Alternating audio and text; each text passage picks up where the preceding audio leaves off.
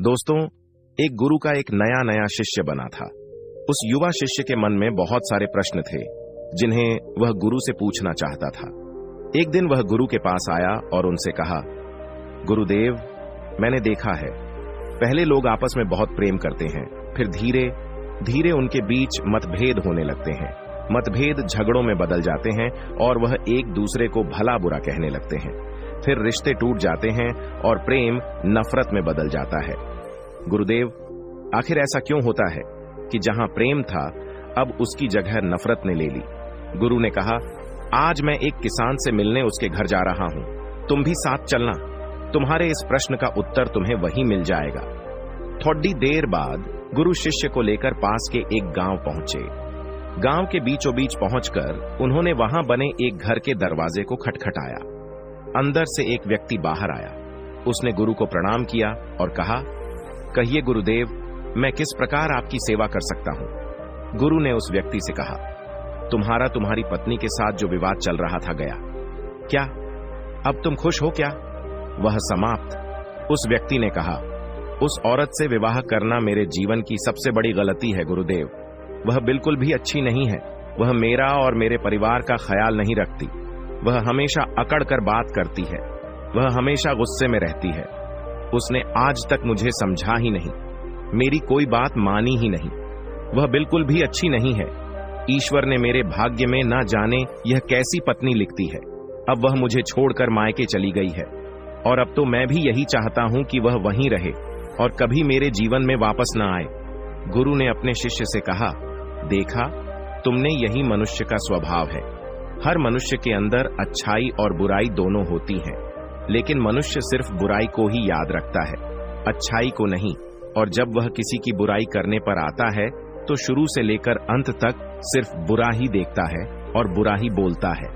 और जब वह अपने मन कुछ बुरा ही बैठा लेता है तब वह यह आशा में करता है कि उसके जीवन में सब अच्छा हो। बुराई से जीवन में अच्छाई कैसे आ सकती है?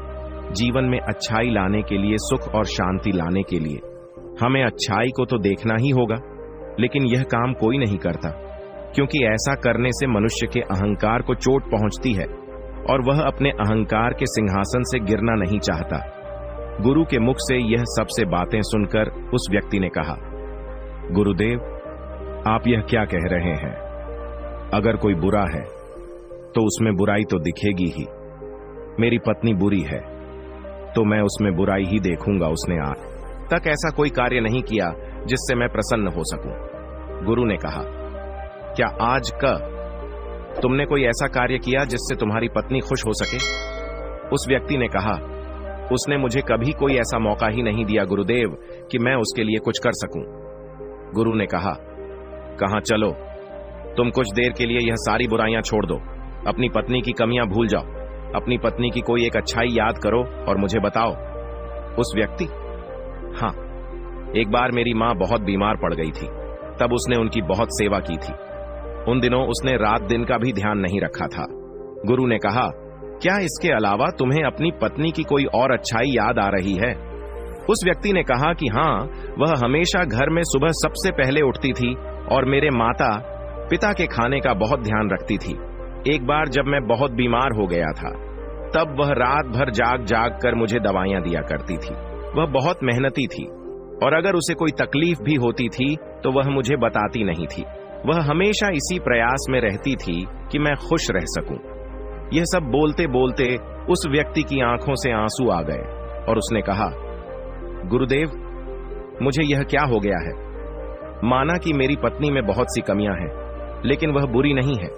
पता नहीं क्यों मैं आज से पहले उसकी अच्छाइयों को देख नहीं पाया। गुरु ने मुस्कुराते हुए कहा, जब हम किसी में बुराई देखते हैं तो बुराई बुराई को खींचती है और वह सब कुछ बुरा दिखती है और फिर हमारे जीवन में भी सब कुछ बुरा होने लगता है। पर जब हम किसी की अच्छाई देखते हैं तो अच्छाई अच्छाई को खींचती है और हमारे साथ सब कुछ अच्छा होने लगता है। उस व्यक्ति को बात समझ आ गई। उसने गुरु से आज्ञा ली और अपनी पत्नी को लेने चला गया। गुरु ने शिष्य से कहा, क्या तुम समझे कि रिश्ते क्यों टूट जाते हैं? प्रेम नफरत में क्यों बदल जाता? जब मन में नफरत हो तो उसमें प्रेम नहीं रह सकता और जहां प्रेम हो वहां नफरत नहीं रह सकती। हम अपने मन में प्रेम रखना चाहते हैं या नफरत, ये हम पर ही निर्भर करता है। शिष्य ने कहा, गुरुदेव, मैं आपकी बात बहुत अच्छे से समझ गया हूँ। मेरा एक और प्रश्न है, क्या आप मेरे इस प्रश्न का भी उत्तर देंगे? गुरु ने कहा, अवश्य, तुम बेझिझक अपना प्रश्न पूछ सकते हो। शिष्य ने कहा, गुरुदेव, इस दुनिया में सबसे मुश्किल क्या है? गुरु ने कहा, इस दुनिया का सबसे मुश्किल कार्य एकांतवास में रहना है। शिष्य ने कहा, इसमें मुश्किल जैसा क्या है? एकांत में तो कोई भी रह सकता है। यह सुन गुरु मुस्कुराए और बोले, अगर यह कार्य तुम्हें इतना आसान लगता है तो क्या तुम 30 दिनों के लिए एकांतवास में रह सकते हो? तुम्हें 30 दिन के लिए कहीं नहीं जाना, एक गुफा में रहना है। तुम बाहर किसी भी व्यक्ति से संपर्क नहीं करोगे, ना गुफा के अंदर किसी भी प्रकार के कार्य में व्यस्त रहोगे, सिर्फ शांत और मौन रहोगे। क्या तुम यह कर सकोगे? शिष्य ने कहा, लेकिन गुरुदेव, यह एकांतवास में रहकर क्या होगा? इससे क्या मिलेगा? गुरु ने कहा, जो मिलेगा वह तो तुम्हें पता चल जाएगा, लेकिन प्रश्न यह है कि क्या तुम इतना आसान कार्य कर पाओगे? शिष्य तैयार हो गया।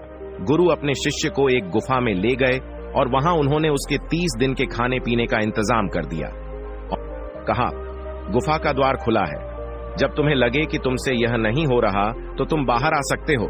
शिष्य गुफा के अंदर प्रवेश कर गया। पहले दिन उसने बड़ी आसानी से अपना समय व्यतीत कर लिया। दूसरे दिन उसे अजीब सा महसूस होने लगा। उसका मन बार बार बाहर की ओर भाग रहा था।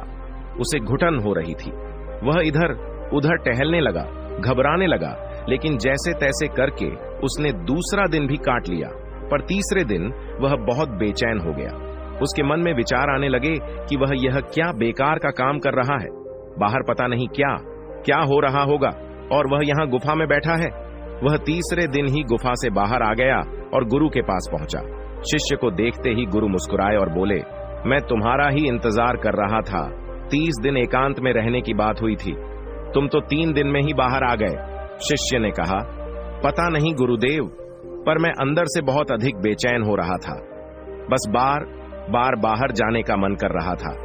इन 3 दिनों में मैं एकांत भी नहीं रह पाया। मन में बहुत सारे विचार, भावनाएं, कल्पनाएं और बहुत कुछ चल रहा था। कोई मुझे जबरदस्ती बाहर की ओर खींच रहा था। गुरु ने कहा, वह कोई और नहीं, तुम्हारा मन था। मन को एकांत पसंद ही नहीं है।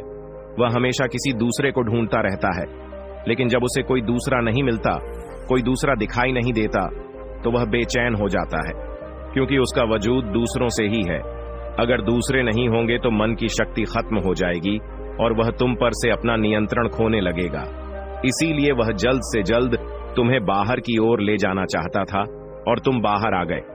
शिष्य ने कहा, गुरुदेव, आप बिल्कुल ठीक कह रहे थे कि एकांतवास करना दुनिया का एक बहुत ही मुश्किल कार्य है। गुरु ने कहा, तुमने यह नहीं पूछा कि इस दुनिया का सबसे आसान कार्य क्या है। शिष्य ने कहा, गुरुदेव, मेरे मन में पूछ यह प्रश्न भी था, लेकिन मैं नहीं पाया। गुरु ने कहा, अगर इस दुनिया सबसे मुश्किल कार्य एकांतवास है, तो इस दुनिया का सबसे आसान कार्य भी एकांतवासी है। शिष्य ने कहा, आप यह कैसी विरोधाभासी बातें कर रहे हैं? गुरुदेव, मैं कुछ समझ नहीं पा रहा। गुरु ने कहा, एकांतवास हमारा स्वभाव है। बस हम अपने स्वभाव से दूर हो गए हैं और मन के बनाए इस जाल में फंसकर हम हमेशा किसी दूसरे को ही ढूंढते रहते हैं और अपने एकांत को बैठते हैं। एकांत को साधना नहीं पड़ता, बल्कि वही हमारा स्वभाव। शिष्य ने कहा, अगर एकांत हमारा स्वभाव है और यह इतना आसान है, तो मैं क्यों 3 दिन में ही उस गुफा से बाहर आ गया? क्यों मुझे वहां रहना इतना मुश्किल लगा? क्यों वहां मुझे घुटन हो रही थी? क्यों मैं इतना बेचैन हो गया? गुरु ने कहा, जब तक कां तुम्हां अंदर से उत्पन्न नहीं होगा, तब तक चाहे तुम किसी गुफा में बंद करके ही क्यों ना रखें, जाओ। तुम एकांत में नहीं रहोगे, वहां भी तुम अपने आसपास भीड़ इकट्ठी कर लोगे और वह भीड़ तुम्हारे मन के भीतर होगी। इसके बाद गुरु शिष्य को एक नदी के पास ले गए और कहा, इस नदी पर बांध बांधना हो तो तुम्हें कितना समय लगेगा? क्या तुम उसे आज के आज बांध सकते हो? शिष्य ने कहा, नहीं गुरुदेव, भला एक दिन में यह कैसे संभव होगा? 2 दिन, 3 दिन या 4 दिन में भी नहीं होगा। इसमें तो बहुत समय लगेगा। पहले योजना बनानी होगी, फिर धीरे धीरे बांध की तैयार होगी। आने वाली हर समस्या को देखा जाएगा और के साथ उससे निपटा जाएगा और धीरे धीरे समय बांध बनकर तैयार होगा। गुरु ने कहा, ठीक कहा तुमने। और बिल्कुल इसी तरह मन की नदी पर धीरे धीरे बांध बांधा जाता है। संकल्प लेने शुरू किए। उसने बहुत सारे संकल्पों को पूरा किया और बहुत सारे संकल्प उसके अधूरे रह गए जो बीच में ही टूट गए थे, पर हर बार वह और अधिक मजबूत होता चला गया। हर संकल्प पूरा होने के साथ उसका खुद पर नियंत्रण बढ़ता चला गया। समय के साथ उसके छोटे छोटे संकल्प बड़े संकल्पों में बदलने लगे। फिर एक दिन उसने संकल्प लिया और वह उस गुफा के अंदर चला गया। 30 दिन वह उस गुफा से बाहर नहीं आया। जब 30 दिन बीत गए तो गुरु को अपने शिष्य की चिंता हुई और वह उसे देखने गुफा के अंदर चले गए। उन्होंने देखा कि उनका शिष्य बिल्कुल शांत होकर एक स्थान पर ध्यान में बैठा हुआ है। गुरु को देखते ही शिष्य खड़ा हो गया और उन्हें प्रणाम कर उनसे कहा, गुरुदेव, आप बिल्कुल सत्य कहते थे। एकांतवास करना बहुत ही आसान कार्य है। एकांत ही हमारा स्वभाव है और यही हमारी प्रकृति है। इसके लिए कुछ भी करना नहीं होता, ये है, बस हमें दिखाई नहीं देता। इसके बाद शिष्य और गुरु दोनों उस गुफा से बाहर आ गए। अब आप सोच रहे होंगे कि इस एकांतवास की कहानी का मतलब क्या है। वास्तव में एकांत वह चीज है जो हमें सत्य दिखाता है, शांति दिखाता है। हम सब अपने जीवन में बहुत छोटी छोटी चीजों में उलझे रहते हैं जो असल में इतनी मामूली है कि उनके होने या ना होने से कोई फर्क नहीं पड़ता, पर हमने उनको इतना बड़ा बना लिया है कि वह हमारे जीवन में बहुत मायने रखती है और हमारा जीवन उनके चारों ओर घूमता रहता है और हम वहीं के वहीं भटकते रहते हैं। इस दुनिया में कोई भी नहीं बचा, चाहे कोई कितना ही बड़ा इंसान क्यों ना हो, कितनी भी अकड़ के साथ क्यों ना खड़ा हो, सब मिट्टी में मिल गए हैं। राजा हो, भिखारी हो, शक्तिशाली हो या कमजोर साधु या सन्यासी, कोई भी हो, किसी की अकड़ बाकी नहीं रही। जिन छोटी छोटी चीजों के लिए आज हम इतना लड़ते झगड़ते रहते हैं, क्या करोगे? इन सब चीजों का कुछ पल ही लगते हैं शरीर को मिट्टी बनने में और हम ऐसे लड़ रहे हैं जैसे कि हम हमेशा यही रहने वाले हैं। कुछ समय मिला है, बहुत कीमती है, उपयोग कर लो, कुछ सीख लो, कुछ जान लो, कुछ तो जीवन जी लो। सब कुछ जानते हुए भी हम कुछ नहीं जानते, बस यही हमारी बना है और यही हमारी बेहोशी है और इसी से बाहर निकलने का नाम जागरण है और जागृति है तो होश है और बुद्धित्व भी है। तो दोस्तों, उम्मीद करता हूं कि यह कहानी आप लोगों को अच्छी लगी होगी। कमेंट कर बताना कि कहानी कैसी लगी।